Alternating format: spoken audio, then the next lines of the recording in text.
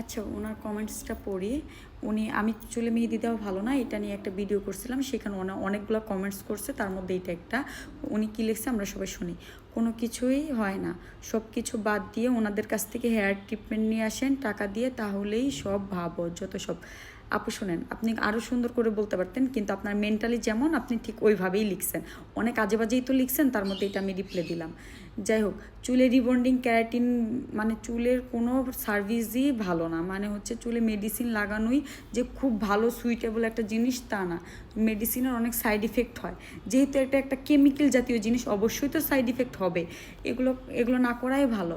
তারপরেও ধরেন যাদের চুল অনেক বেশি কার্লি, চুল সামলাইতে কষ্ট হয়ে যায়, প্রচুর ঘামে, বিরক্ত লাগে, চিরুনি করা যায় না, একদম মানে আঠার মতো লেগে থাকে, গরমের মধ্যে হচ্ছে কি বলে জট পাকায়া যায়, অনেক উকুন হওয়ার সম্ভাবনা আছে।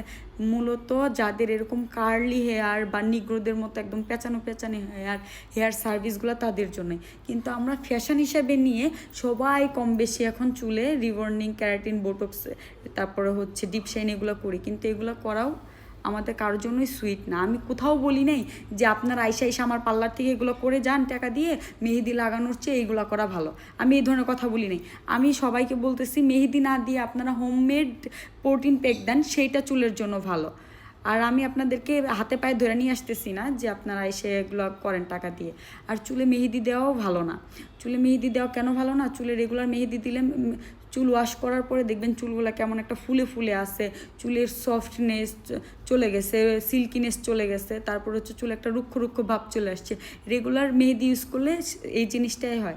আমি শুধু এতটুকুই বলতে চাইছি। উনি এখানে অনেক আজে বাজে অনেক কিছুই লেখছে আমাকে, আমি অত কিছু বলতেও চাচ্ছি না, কিন্তু উনি বলতে চাচ্ছে যে উনি ওনার মেয়ের চুলে রেগুলার মেহেদি দেয়, তার জন্য অনেক ভালো রেজাল্ট পাইছে। ভালো রেজাল্ট আপনি এখন পাইছেন, 5 বছর পরে সেটা ভালো নাও থাকতে পারে, চুলে অনেক ধরনের ড্যামেজ হইতে পারে। আপনি এত ওভার কনফিডেন্স নিয়ে কিভাবে বলতেছেন যে চুল ভালোই থাকবে, আর আমাকে এসে এত আলতু ফালতু কথা কেন বলতেছেন?